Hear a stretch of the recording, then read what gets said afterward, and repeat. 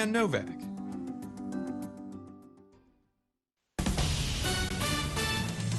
This is VOA News. I'm Joe Ramsey. Ukraine said Tuesday it had pushed Russian forces from the flanks of Bakhmut, but conceded Moscow's forces were pushing deeper inside the embattled town. The announcement came as European leaders meeting in Iceland agreed to create a, quote, register of damages to record the wartime harm and destruction wrought by Russia in Ukraine. French President Emmanuel Macron said it would be an initial step towards prosecution of Russian leaders in the future.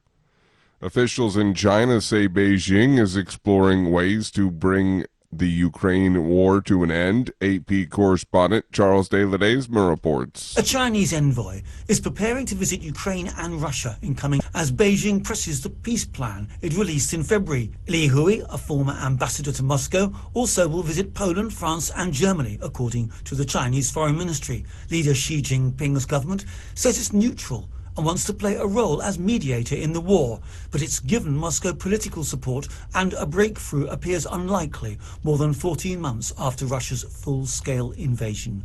I'm Charles de Ledesma.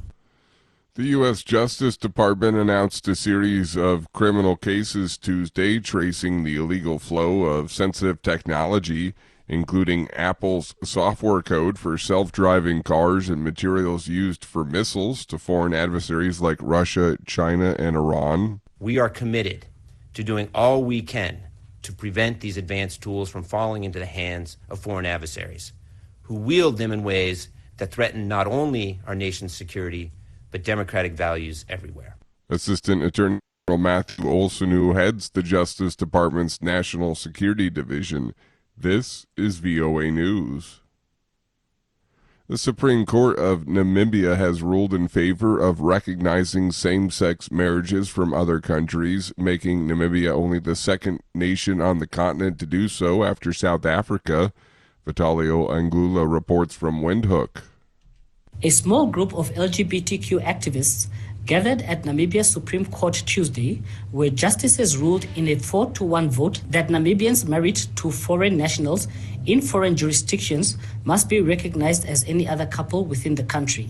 One of the judges, J.A. Mainga, dissented on the basis that the laws of Namibia do not recognize same-sex relationships. The other 4 judges, however, ruled that not recognizing same-sex couples infringes on their rights to dignity and equality. Vitalio Angula for VOA News, Windhoek, Namibia.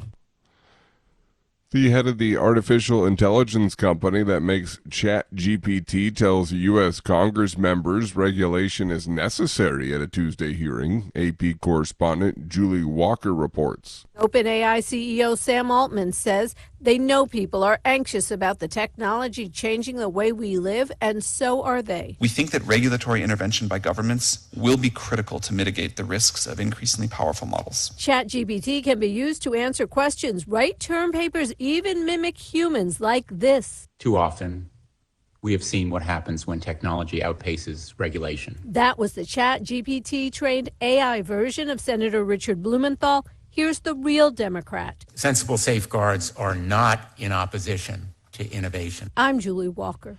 A new study blames YouTube's algorithms for sending gun videos to kids as young as 9 years old, the AP's Lisa Dwyer reports. The nonprofit Tech Transparency Project created YouTube accounts mimicking the behavior of young boys with an interest in first-person shooter games. YouTube says it works hard to protect children, but the researchers say the study shows otherwise. The account that clicked on YouTube's suggestions soon was flooded with graphic videos about school shootings and how-to instructions on making firearms fully automatic. One video showed a shooter using a .50 caliber gun to fire on a dummy head filled with lifelike blood and brains. Many of the videos violate YouTube's own policies against violent or gory content. I'm Lisa Dwyer.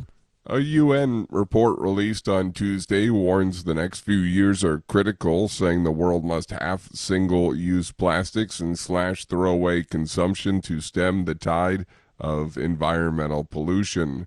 Find more on our website, voanews.com. I'm Joe Ramsey.